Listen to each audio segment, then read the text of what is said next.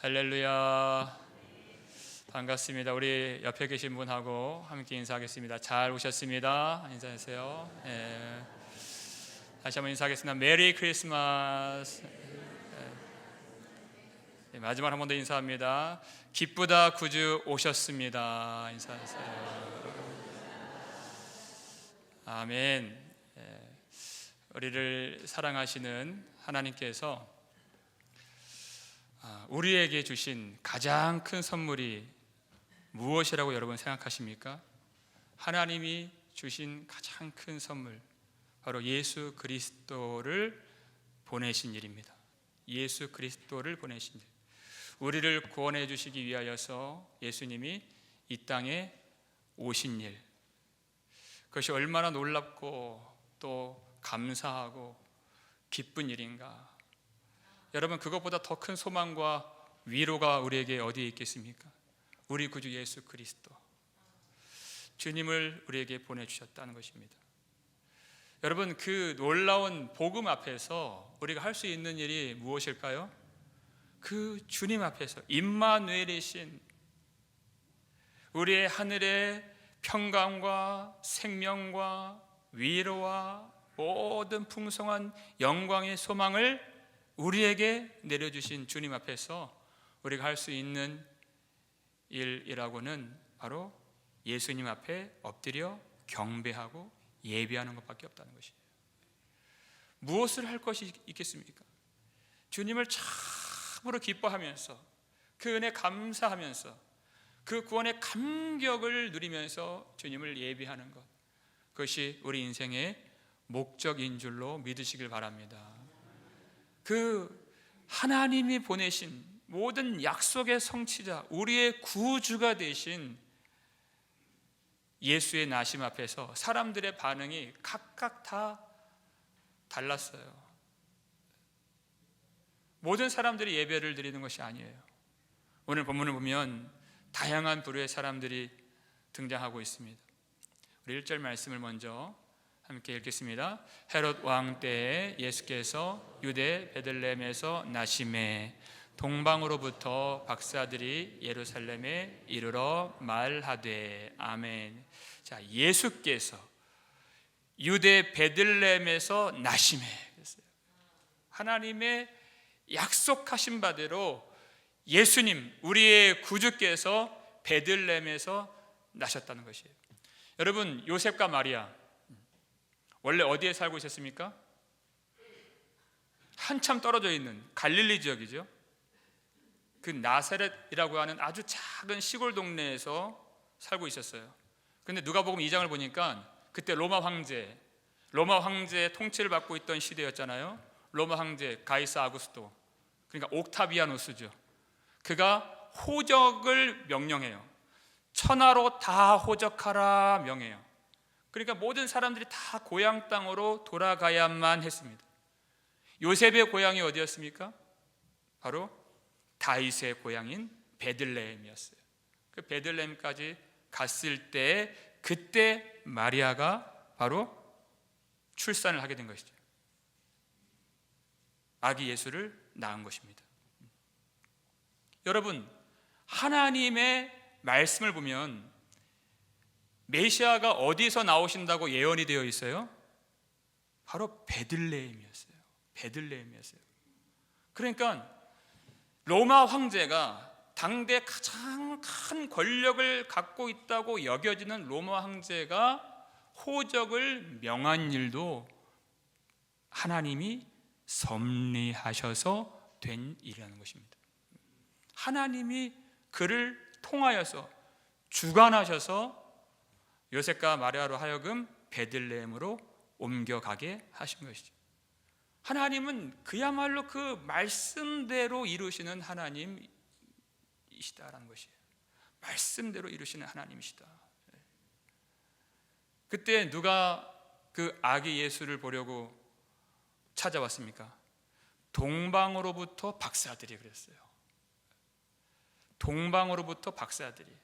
여기서 박사라고 하는 이 단어는 마고스라고 하는 이 헬러 단어를 쓰는데요, 꿈을 해몽하거나 점을 치거나 아니면 별을 연구해서 미래를 예측하고 예견하는, 그러니까 점치는 사람들이에요. 박사들. 그들이 하나님의 아들이 태어난 것을 보려고 찾아왔다. 경배를 드리려고 찾아왔다는 것이에요. 더군다나 그들은 동방으로부터 온 이방인이었습니다. 예루살렘에 있던 사람들은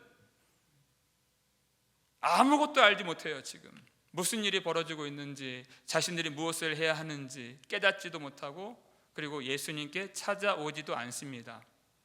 그런데 저 멀리 동방에서부터 점을 치는 사람들이 아기 예수를 경배하려고 찾아 나왔다는 것이에요. 여러분, 이것이 하나님의 비전입니다.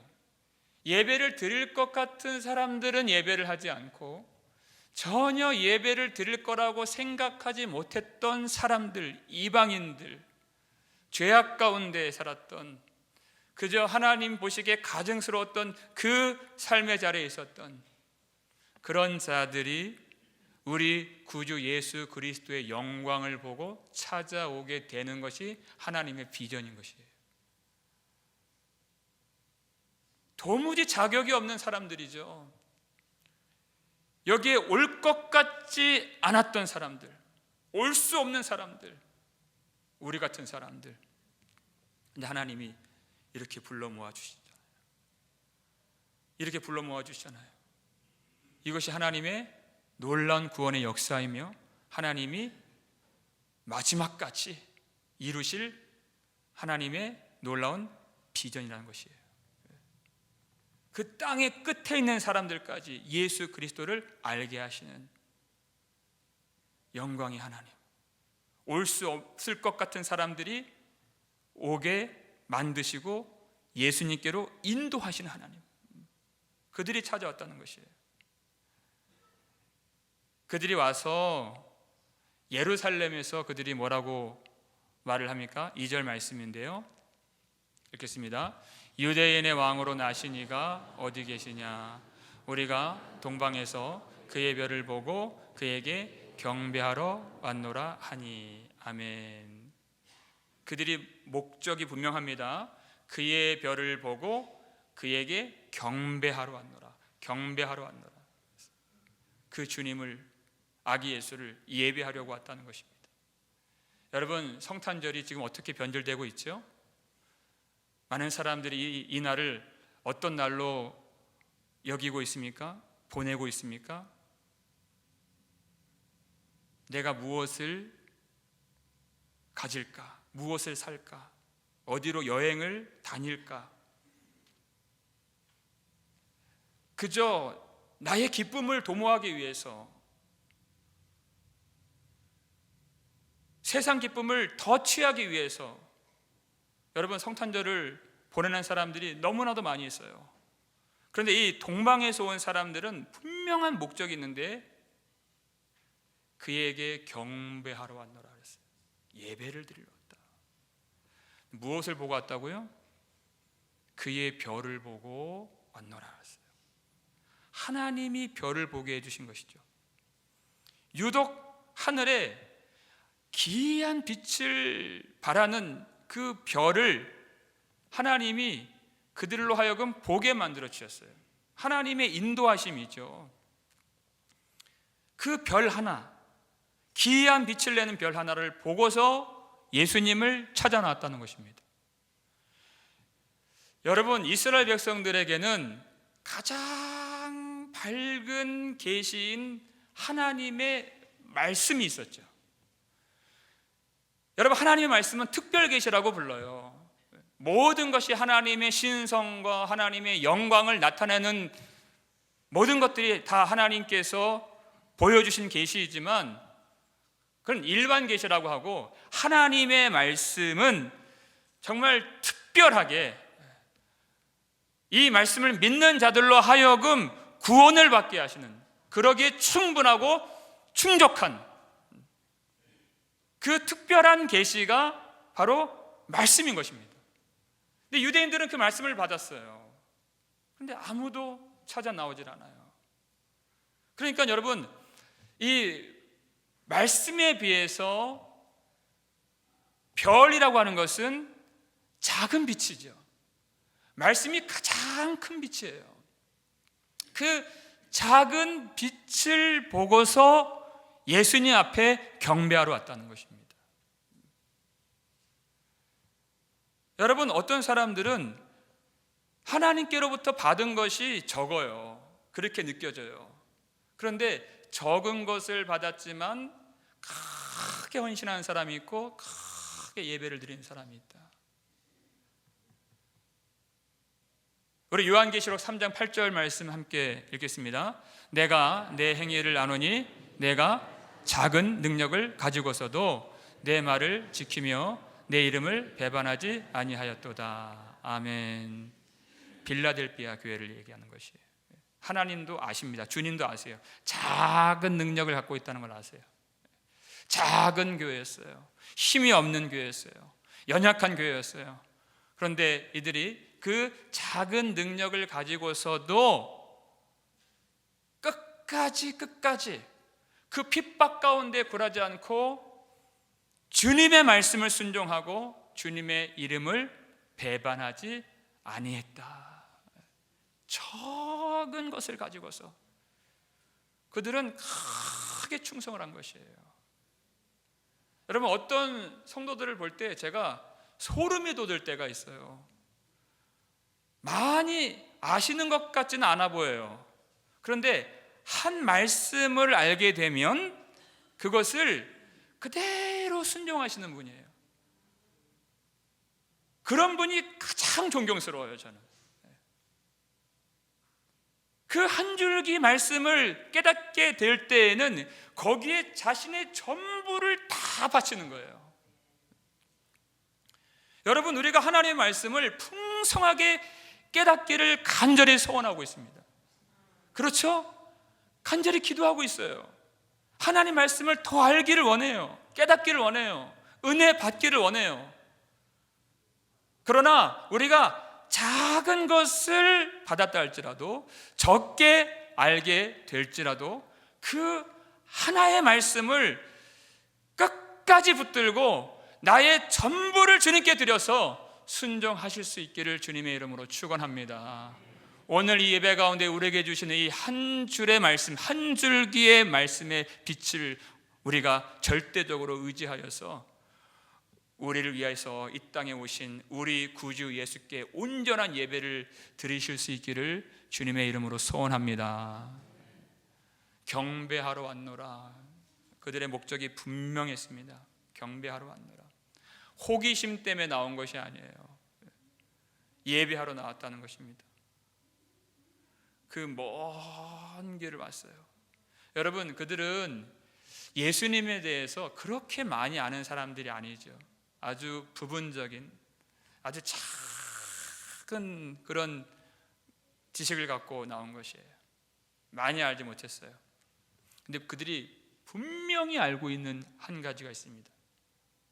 바로 그 땅에 태어나시는 아기는 우리가 마땅히 찾아가서 우리가 마땅히 그 앞에 절하며 경배를 드려야 하는 주님이시다. 주님이시다. 이게 경배죠.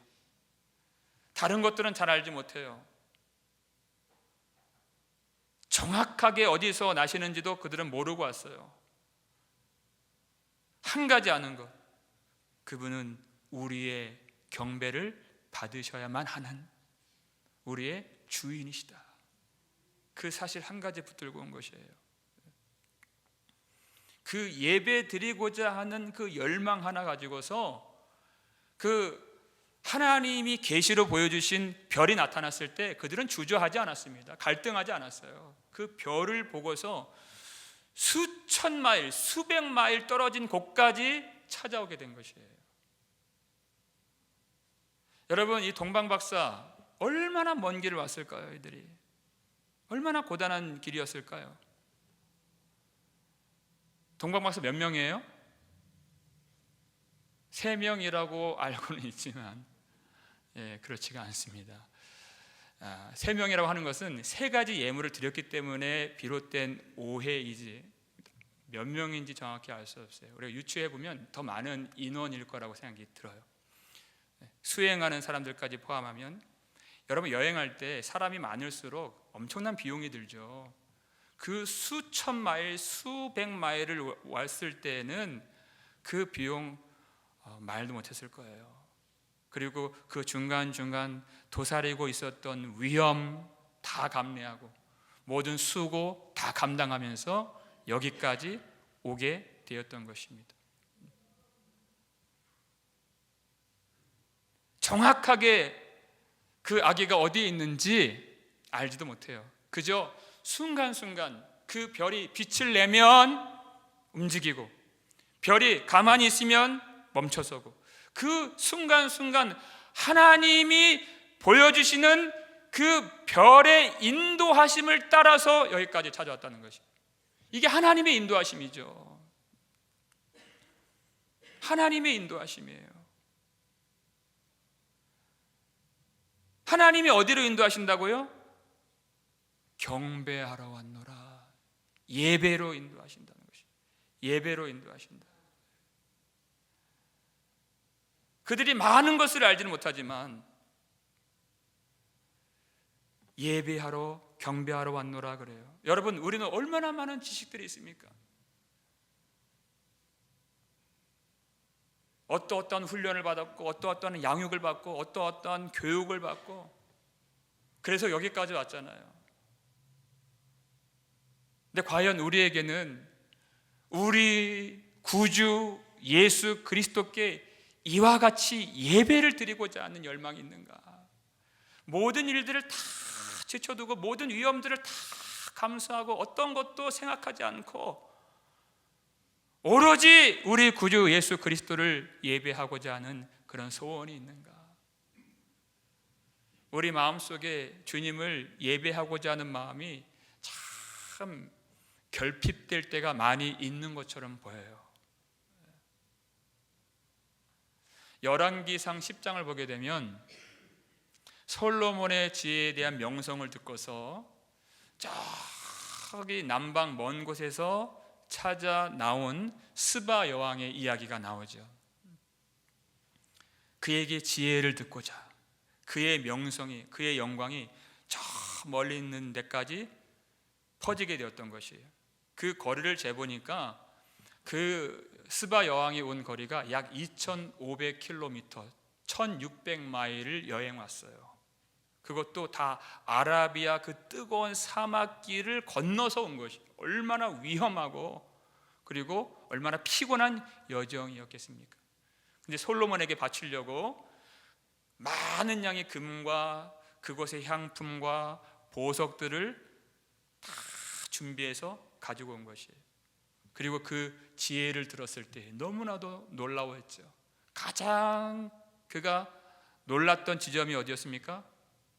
솔로몬이 만든 성전을 보았을 때, 하나님의 은혜와 용서가 강물처럼 부어지는 성전의 제단을 보았을 때 너무나도 그가 놀라워해서 당신의 하나님 여호와를 송축할지어다 이렇게 선포했어요. 하나님을 경배했어요. 그 성전을 보고서 하나님의 은혜가, 그 은혜의 영광이 너무나도 놀라웠던 것이에요. 근데 성경을 보니까 솔로몬보다 더 큰 이가 여기 있음에 이런 것이에요. 솔로몬을 보고도, 그 작은 빛을 보고도 스바 여왕이 2,500km의 그 험난한 여정길을 예물을 가지고 나왔는데, 여러분 우리는 어떤 사람들입니까? 솔로몬보다 더 크신 영광의 주님을 보는 사람들이에요. 그 여인은 하나님의 용서가 부어지는 그 성전과 제단을 보고서 그렇게 감복하고 감탄했어요. 근데 그 용서는, 구약에서의 용서는 짐승의 피로 된 용서, 일시적인 제한적인 용서였어요. 그런데 우리에게 무한한 사랑을 강물처럼 부어주시는, 우리 모든 죄를 영단번 제사로 다 깨끗하게 씻어 주실 수 있는 우리의 유일한 성전과 제단의 실상이 되시는 그 예수 그리스도 앞에서 우리는 얼마나 뜨겁게 예배를 드리고 있는가 하는 것입니다. 그 솔로몬의 작은 빛을 보고서도 나오는 그 여인,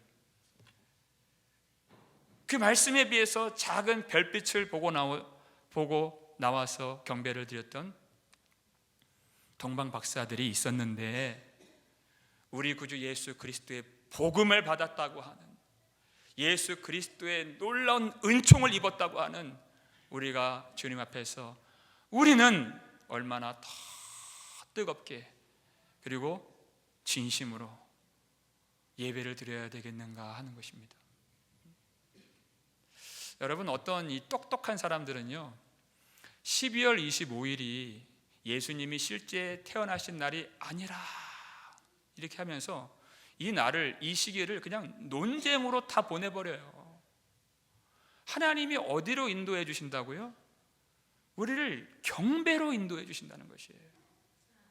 여러분, 우리는 12월 25일이 예수님이 탄생하신 날이라고 믿는 것이 아닙니다. 그 날을 믿는 게 아니에요. 예수님이, 하나님이 약속하신 대로 임마누엘이신 예수님께서 이 땅에 내려오셨고 우리와 같은 육신을 입으셨고, 그 육신이 우리의 모든 죄를 대속하시기 위하여 십자가에서 죽임을 당하셨다는 그 복음을 믿는 것이지, 그 날을 믿는 게 아니에요. 하나님 우리를 어디로 인도해 주신다고요? 우리를 경배함으로 인도해 주신다는 것이에요. 그것이 하나님의 인도하심인 것입니다. 논쟁이 아니에요. 세상 정욕과 세상 기쁨을 누리라고 주신 날이 아니에요. 우리를 예수 그리스도, 아기 예수 앞에 절하며 경배하는 대로 인도하시는 하나님의 이끄심에 여러분 민감하게 반응하시고 순전하게 순종하실 수 있기를 주님의 이름으로 축원합니다. 하나님의 이끄심이에요. 근데 여러분, 이 본문을 보니까요, 여러 부류의 사람들이 나오지만 딱 두 가지예요. 예수 그리스도를 경배하는 자들과 예수 그리스도를 경배하지 않는 자들이에요. 3절 말씀을 보실까요? 읽겠습니다. 헤롯 왕과 온 예루살렘이 듣고 소동한지라. 아멘. 헤롯과 온 예루살렘이 듣고 소동한지라. 유대인의 왕이 어디 계시냐, 유대인의 왕으로 나신 이가 어디 계시냐, 이걸 들었다는 것이에요. 근데 여기서 소동한지라라고 하는 거예요. 그 마음속에 소동하는 거, 혼란이 가득 일어났다는 거예요. 불안함과 그 혼란과 그 두려움과 번민이 가득 일어나서 휩싸인 상태를 바로 소동이라고 하는 것입니다. 여기서. 여러분, 헤롯 왕은 어떤 사람이죠? 그는 자기의 권력을 지키는 일이라면 어떤 일도 마다하지 않는 사람이었어요. 헤롯 대제를 말하는 것이죠. 자기의 왕의 자리를 조금이라도 위협하는 자가 있다면 다 제거해요. 그는 자기의 처남을 죽이고, 역사를 보면 그의 장모를 죽이고 그의 아내 미리암네를 죽여요. 심지어는 자기의 첫째 아들, 그리고 둘째 아들, 셋째 아들을 죽여요. 자기의 왕의 자리를 노린다는 이유로 다 제거하는 거예요.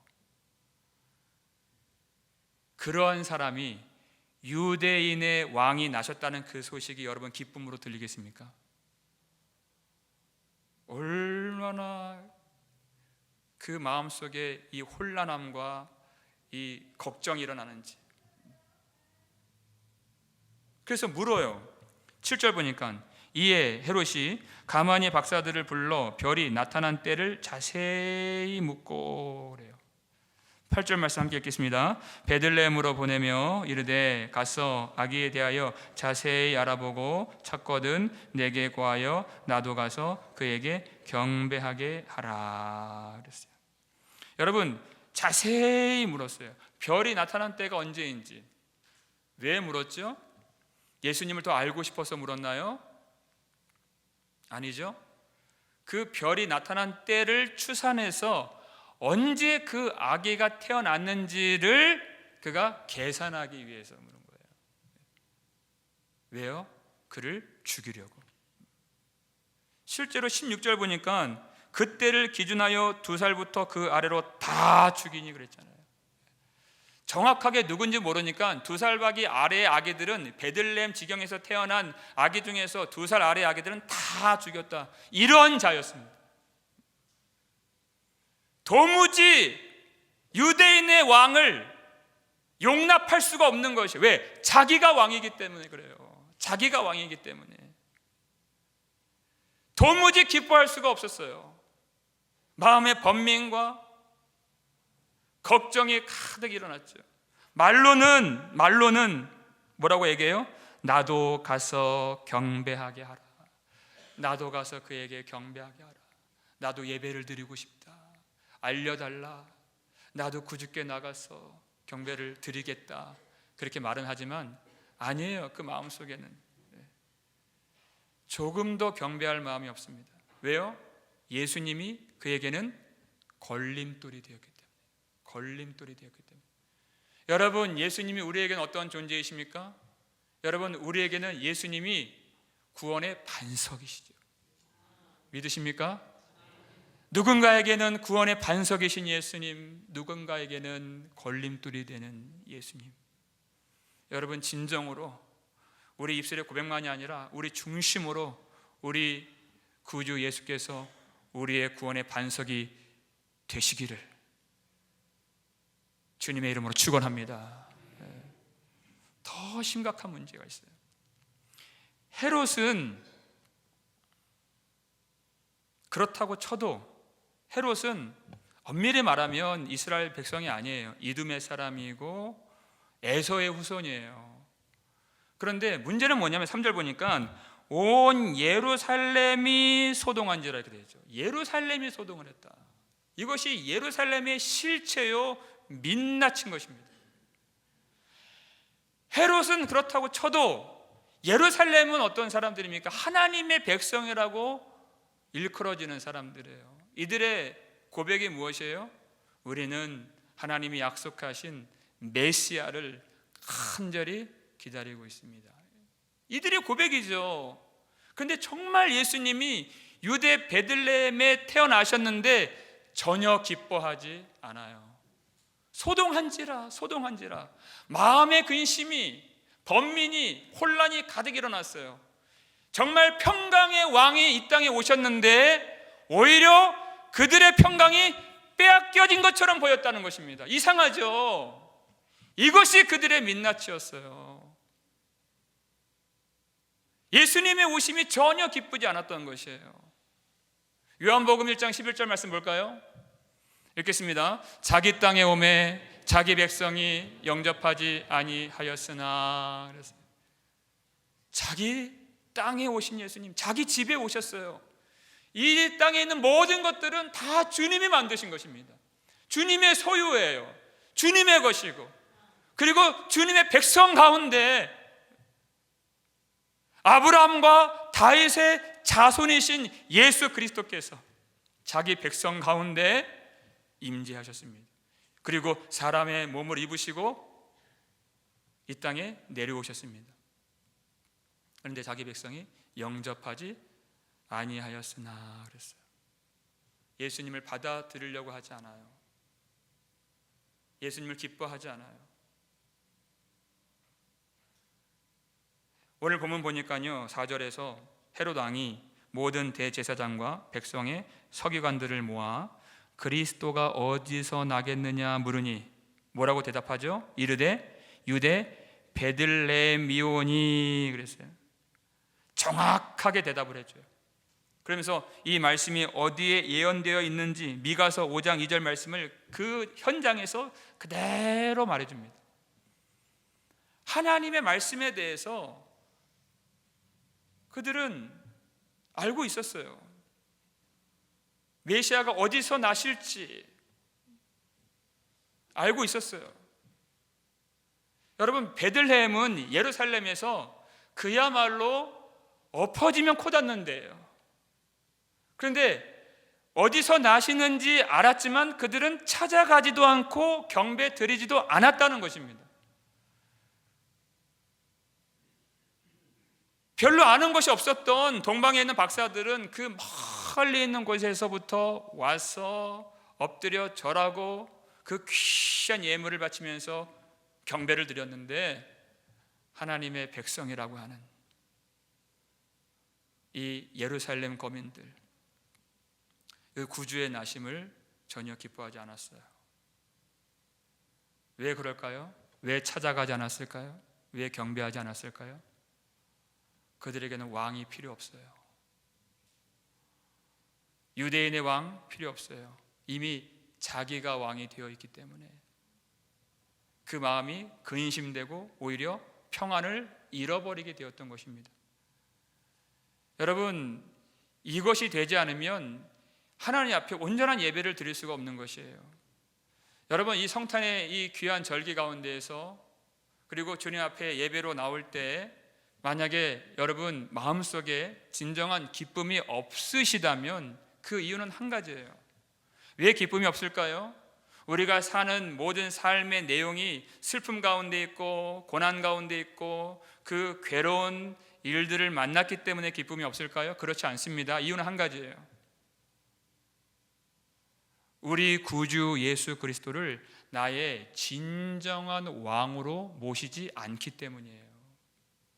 내가 왕이 되어 있기 때문에, 평강의 왕이신 예수님과 진정으로 화평을 누리지 못하기 때문에 누구와도 화평을 누릴 수가 없고 어딜 가도 기쁨을 얻을 수가 없는 것이에요. 아무리 예배일지라도, 아무리 찬송을 불러도 기쁨이 없어요. 가장 안식이 있어야 되고 위로를 받아야 되는 그 가정이 있다 할지라도 기쁨이 없어요.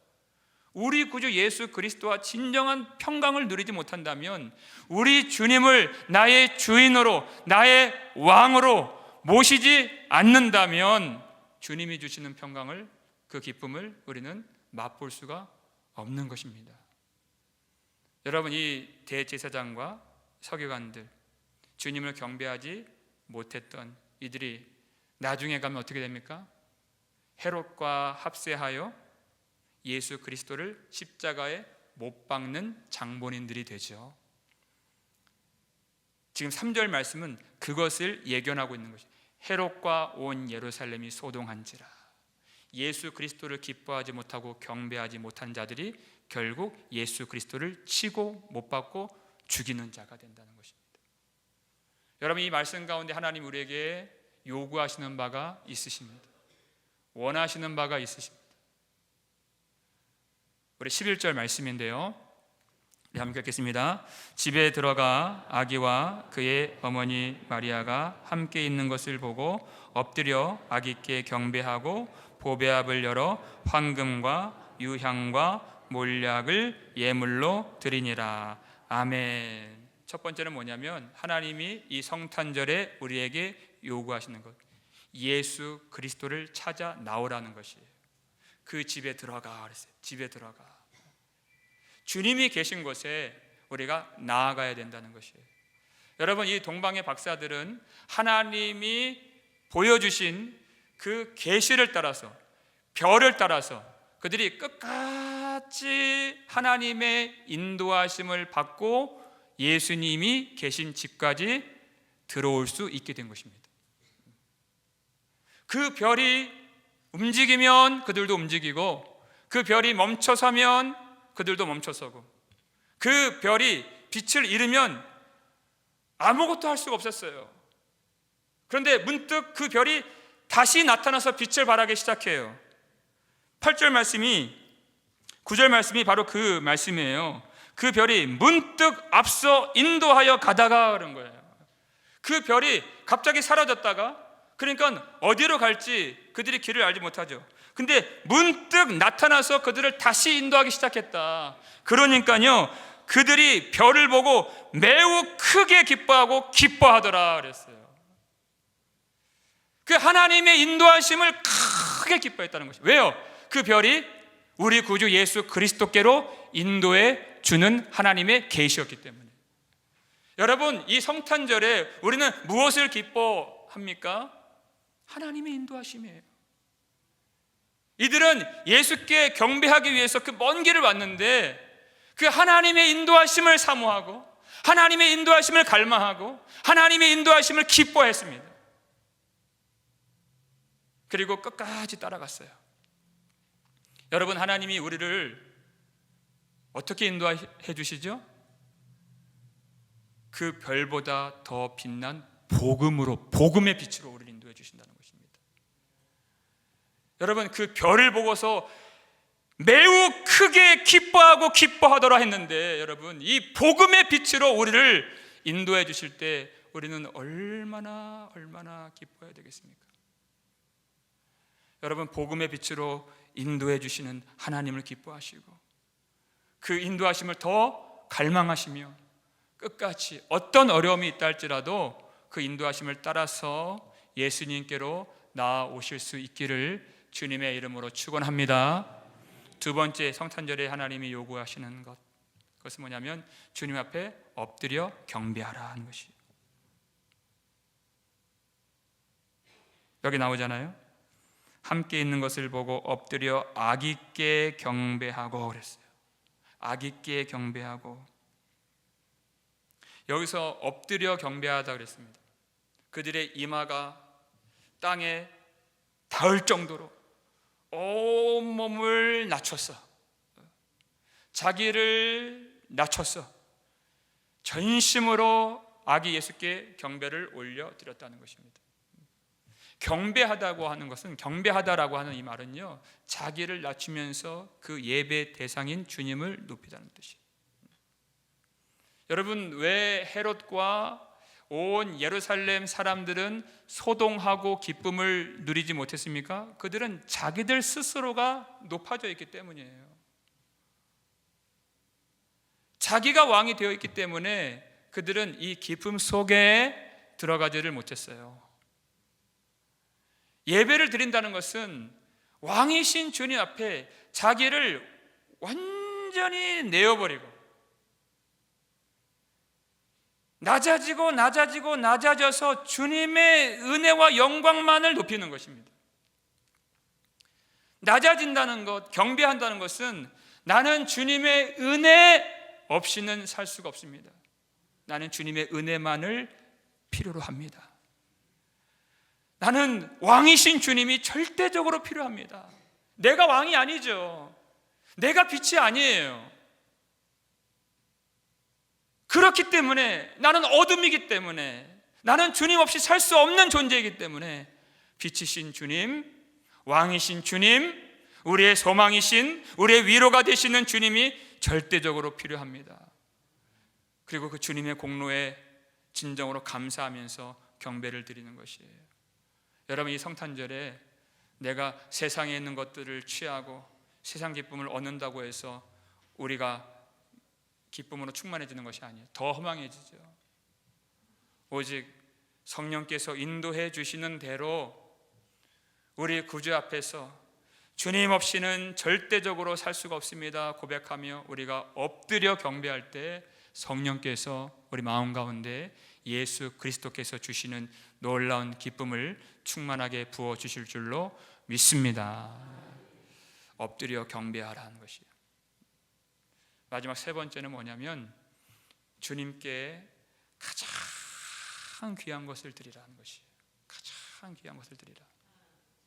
이 동방 박사들이 보배압을 열어 황금과 유향과 몰약을 예물로 드리니라 그랬어요. 그들은 미리 준비를 해온 것이죠. 거기서 나눈 것 중에 가장 값비싸고 귀한 예물들을 아기 예수께 바치는 거예요. 여러분, 이 성탄절에 하나님은 우리가 우리 구주께 가장 귀한 것을 드리길 원하십니다. 여러분, 가장 귀한 것이 무엇일까요? 로마서 12장 1절 보니까 너희 몸을 하나님이 기뻐하시는 거룩한 산 제물로 드리라.